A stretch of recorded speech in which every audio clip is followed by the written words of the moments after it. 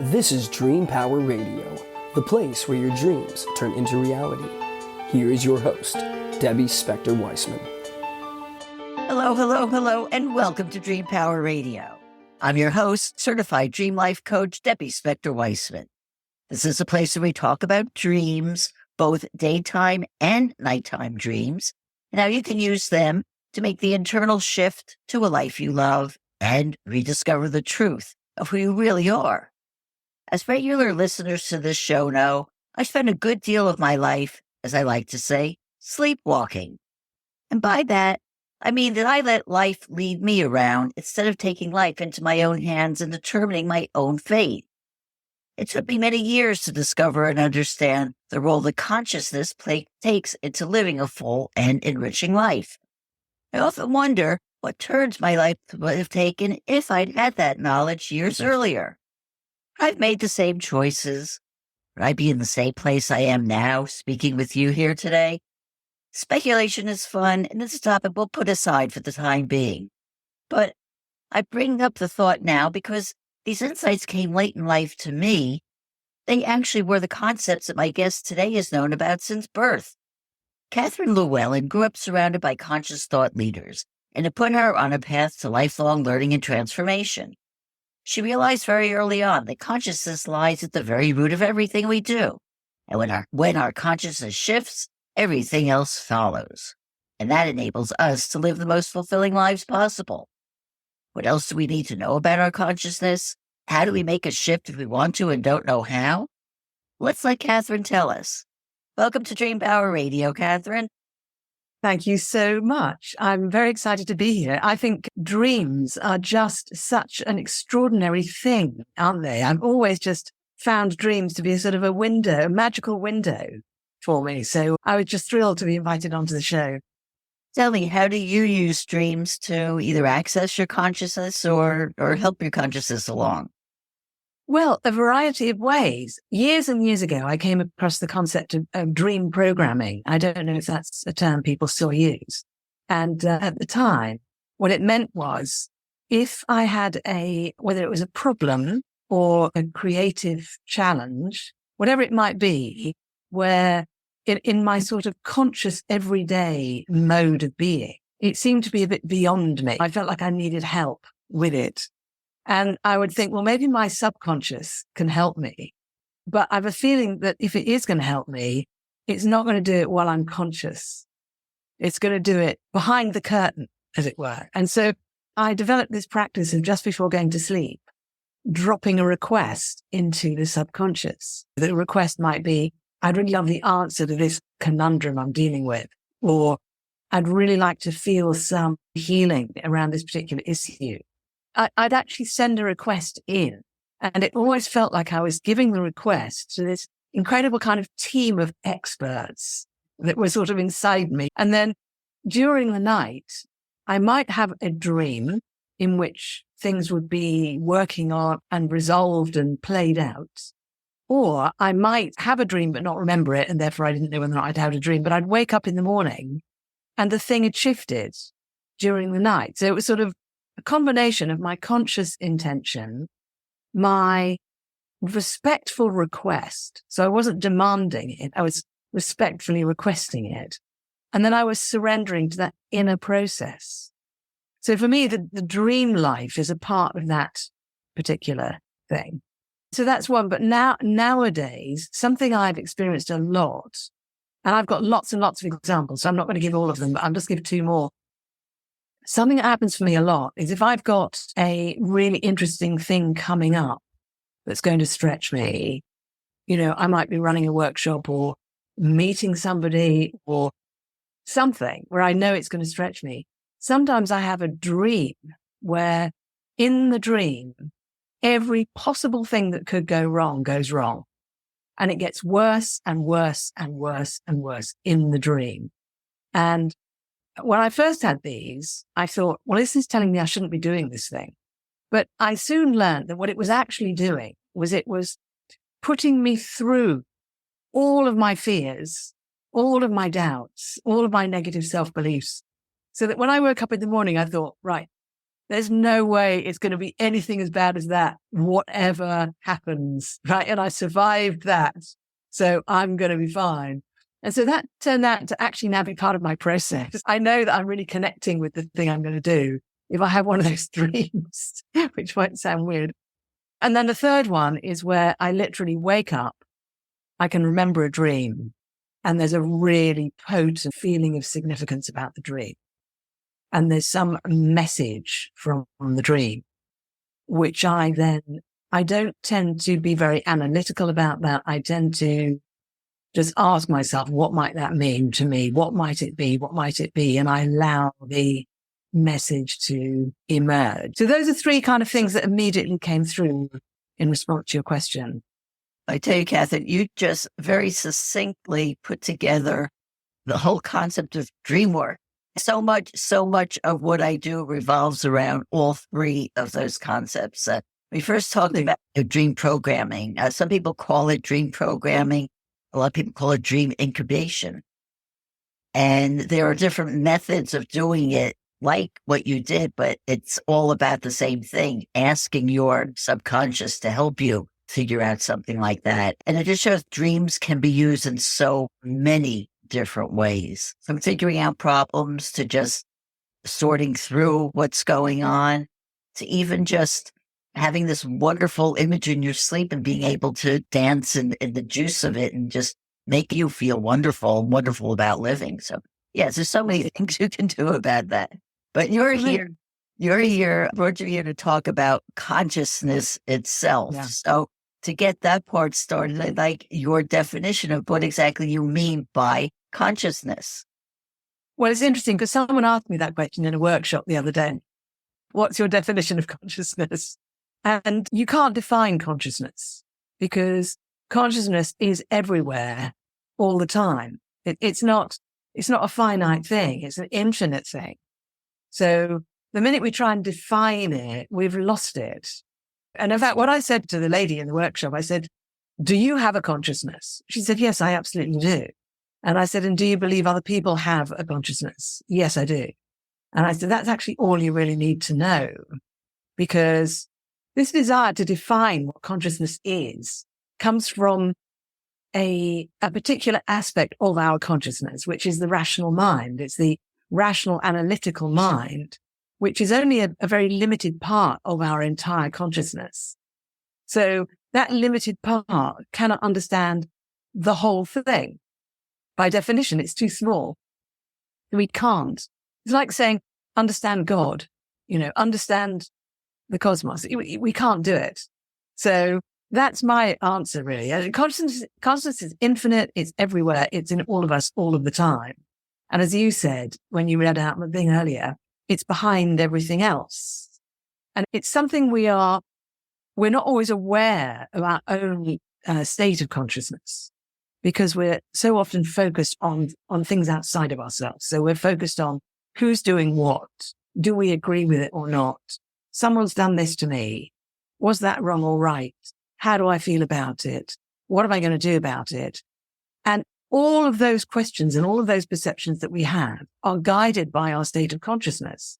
But we don't necessarily realize that. We believe that all these perceptions we're having and judgments and thoughts and questions are about the outside world.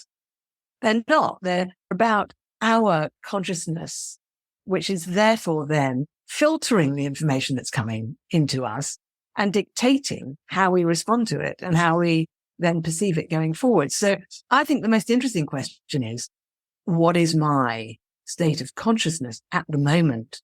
What is my state of consciousness at the moment?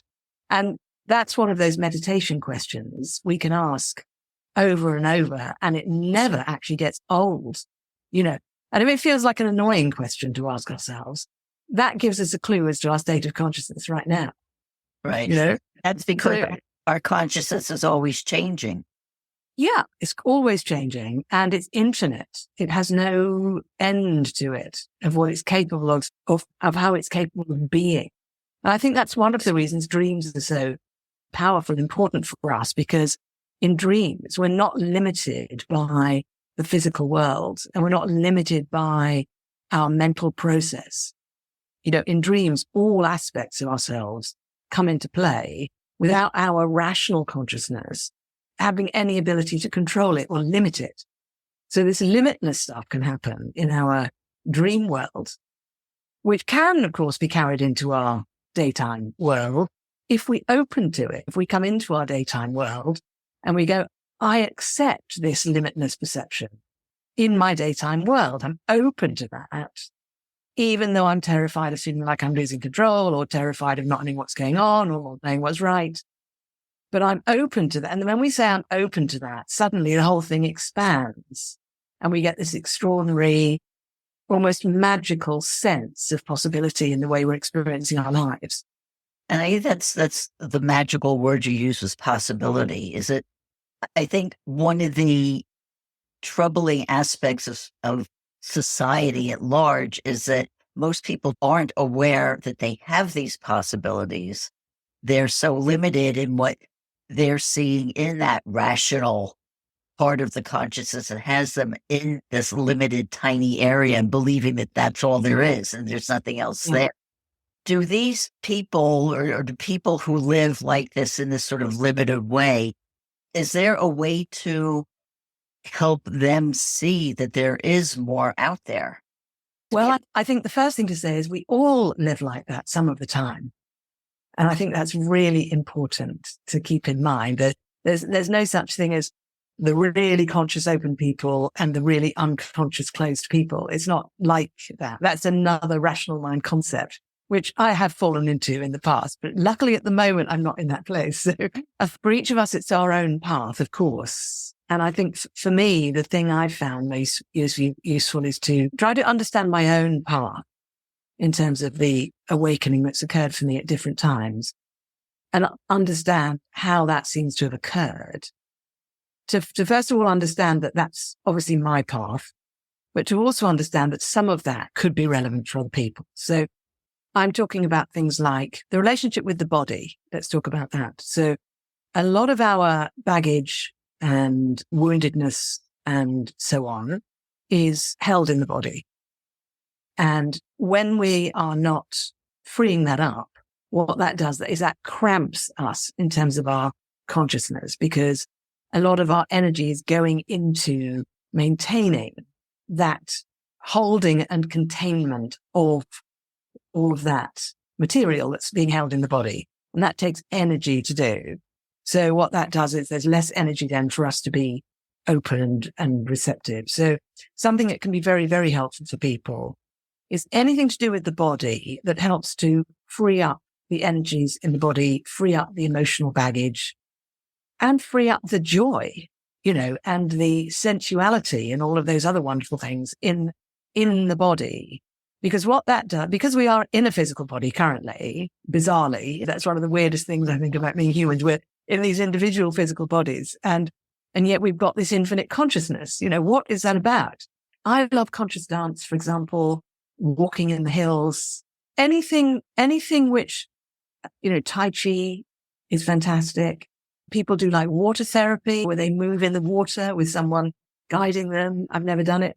So there are all sorts of things we can do with the body that help to free things up, which then helps us to become more aware, more conscious, and more in touch with, you said, our consciousness is always changing, more in touch with that constant changingness that occurs, as opposed to being stuck in this kind of hanging on, trying to survive. So that's one example.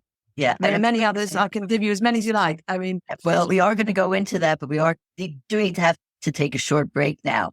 We are speaking all about consciousness with Catherine Llewellyn, and we'll be right back. When is a car not a car? When it shows up in your dreams. Cars are one of the most common dream symbols. If you don't know why you're dreaming about cars or any image, it can leave you confused or scared. But that dream could be a solution to a pressing problem, or an insight into a solution that's been bugging you for years.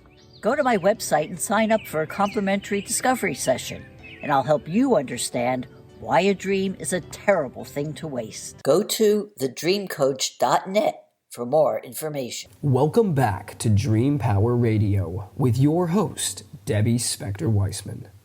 Yes, welcome back to Dream Power Radio. I'm your host, Debbie Spector-Weissman, and we're speaking about consciousness with Catherine Llewellyn.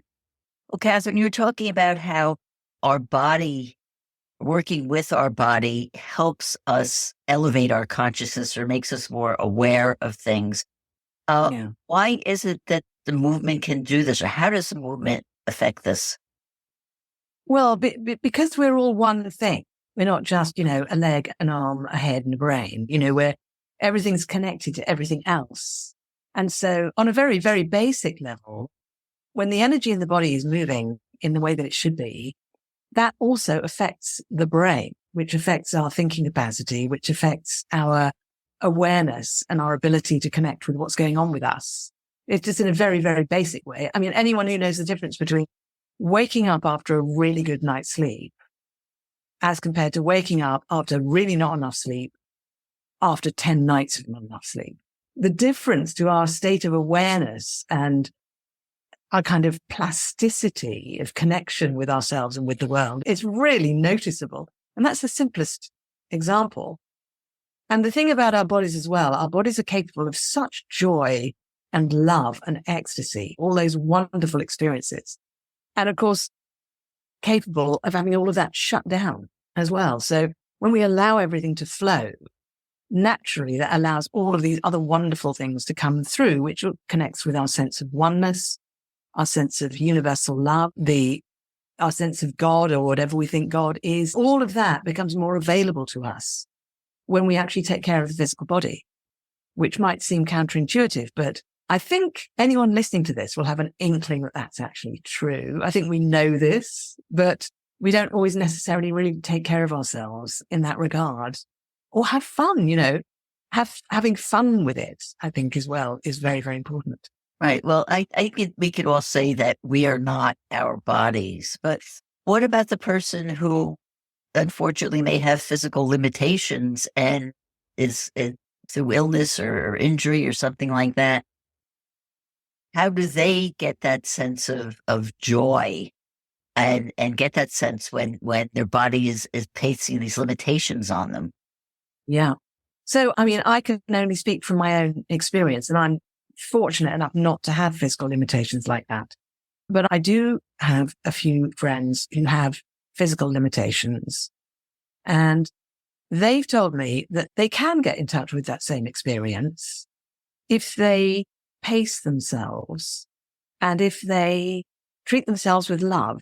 So depending on what the limitations are, there are ways that people can treat themselves with love and pace themselves and not try and do what everyone else is doing who doesn't have a limitation, and doing enough, but not too much. I think the danger is for us to categorize ourselves and say, I've got that limitation, so therefore I can't do any of it. I was running a conscious dance event the other day and a woman came along and she's got mobility issues quite significantly. So she had a chair. Some of the time she was on a chair and some of the time she wasn't on the chair. And she followed her own intuition as to what was best for her with that. And when she was on the chair, she was dancing and the joy coming off this woman was beautiful. And other people were moving a lot more. So she was following her own thing, and if it's more of a metabolic issue, like chronic fatigue syndrome or some other metabolic issue or nervous neurological issue, people can always find ways of helping to give themselves the nourishment that they need, that they require, which then we can only do the best we can. I'm always very hesitant about going into too much detail in regard to this sort of question, because I've got great respect for each person's situation is entirely individual to them. So in a way, for each person, it's for them to find out what really serves them, but it's also for them to find people who are kind of expert in that condition, who can support them in that specific condition. I've got people who work with people with dementia, let's say, and they have specialized in working with people with dementia, and they can give them really, really good expert help. Now, I could be helpful to someone with dementia, but I'd be kind of winging it, I wouldn't really be giving them the right kind of focused attention that they probably benefit from more. What about our feelings? How do our feelings play into our consciousness? This is interesting because I was actually working on something the other day and really working on the connection between our feelings and emotions and our imagination. Because to me, our imagination is the window into opening to the unknown and to the miraculous. And something I've discovered over the years is that our imagination is actually fed by our feelings and emotions. And I actually learned this from a chap called John Heron, who's a very amazing humanistic psychologist, the father of humanistic psychology in many people's eyes. And he said, no, it's the feelings and emotions and then the imagination and then the thinking and then the action. But if you just spend your whole life in thinking and action, and then someone says, okay, brainstorm on this, use your imagination, you can't access it. You don't know how to access it because you need to go into the feelings and the emotions to access and actually give life to the imagination. So, and sometimes people don't want to do that. They want, no, I just want the great ideas. I just want the brilliant ideas. I don't want to have a feeling first, because feelings can be scary. But actually, when we open to our feelings and emotions, which of course are in the body. So again, another thing, when the body is loose, when the energy is flowing, we have better access to our feelings and emotions, which can then give rise to the most colorful and wonderful imagination. Yeah, that's the problem with our brains, because our brains create so many layers of negative thought and stories that we tell ourselves that and keep us from getting to that imagination, because we'll say, no, we can't do it. They're for this reason, for that reason. And you talk yourself out of it. So when it's like you're ready to do something, there's nothing there. You're totally on. But one of the things I think that is so important for everybody is self-acceptance and self-love, which our consciousness helps us with so much. Once we do learn to accept and love ourselves, is there anything left to learn about ourselves? Oh, yeah, infinite amount. I mean, I'm working with a practice at the moment, a modality called Pelluwa. Have you heard of Pelluwa?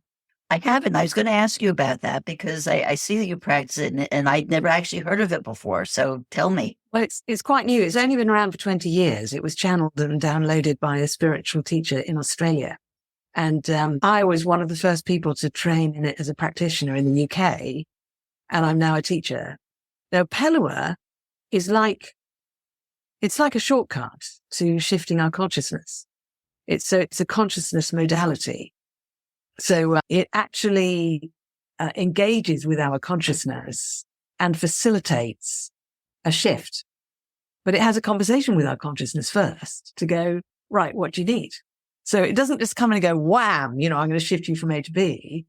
It kind of negotiates with our consciousness below our consciousness level, if you follow me. So we don't see it happening, but it happens. And personally, I really like Pelluwa. It works really well for me and for my students and my clients. There are a growing number of things that are available in the world at the moment that can help us really shift our consciousness much more quickly than if we just sort of thought about it or talked to our friends about it. So if people want to shift their consciousness, I highly recommend that they seek out Pelluwa. Pelluwa treatments can be given distant. So wherever somebody is in the world, they can have a treatment. It works just as well as in person. Or if you're in Australia or the UK and some parts of the US and some parts of Europe, you can go to the 2-day workshop. And that generates an extraordinary shift in consciousness, which kind of connects up. Have you heard of 12-strand DNA? No. Tell me about that. So we've got allegedly 2 strands of DNA. Well, if you consider the possibility that we've got another 5 pairs, right? So 12 strands. And it's a bit like you have a house and one room, your 2 strands of DNA is equivalent to 1 room in the house. And you live in that room and you've got all the electricity and the plumbing and everything all works. So when you do the Pelluwa workshop, the other 5 rooms in the house all get switched on, each with a pair of DNA thingies, right? And what that does is it basically opens up your capacity to receive wisdom from the universe and to receive wisdom from yourself and to continuously and ongoing keep shifting your consciousness, which is the most extraordinary experience. I've got to say, it's wonderful to do it. But what it also does is, you're probably familiar with this idea of us being in this current incarnation on the planet right now for a reason. And that reason is something that our higher self came up with originally. But some of us have kind of forgotten what that reason is or what that mission is, right? And in the everyday life, we don't necessarily feel connected with our higher self all the time, or some of the time even. So on the Pella workshop, we get a very strong reconnection with the higher self. So a much stronger connection with our original individual specific mission for being here right now. So you've got this expanded consciousness. So does that have a connection with our past lives then? It doesn't actually take us through the past lives. It's more a question of, if you imagine that the higher self was there at the beginning, and then we went through however many lives we needed to get to where we are now. And then you turn around and go, okay, higher self, hi, can we just reconnect right now? We don't need to talk about all those past lives. That's history, right? I'm here now. Here we are. Let's just reconnect so I can be more closely and powerfully connected to my higher self and my current mission, which actually we decided on all that time ago. And now I want to be much more closely connected to it. So it's like a double whammy. Your consciousness is shifted and significantly opened.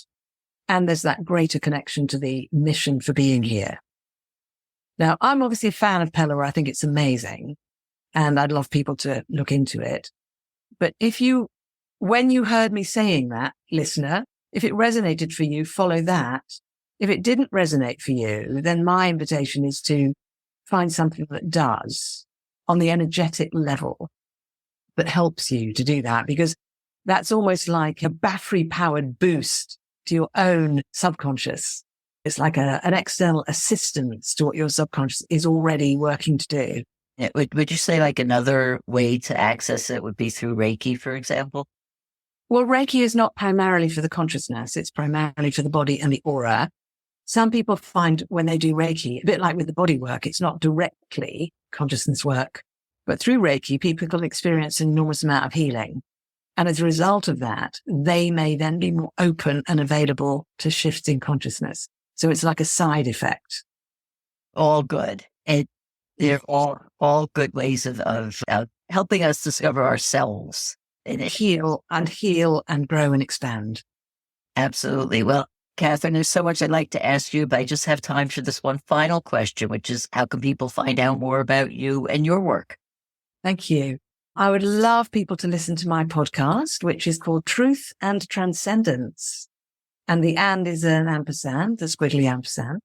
And that is everywhere, all the usual places.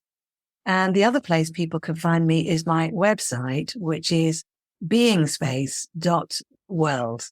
So you're very welcome to listen to the podcast or check in on the website. There are ebooks. There's all sorts of free stuff on there and more information. Well, Catherine, thank you so much for being on Dream Power Radio today. My pleasure. Thank you. Okay, we've been speaking about elevating our consciousness with Catherine Llewellyn. I hope you've enjoyed today's program. If so, please hit that subscribe button so you don't miss out on any future episodes. Until next time, this is Debbie Spector-Weissman saying, sweet dreams, everybody. You've been listening to Dream Power Radio with your host, Debbie Spector-Weissman. For more information on Debbie or to sign up for her newsletter, go to dreampowerradio.com. This has been Dream Power Radio.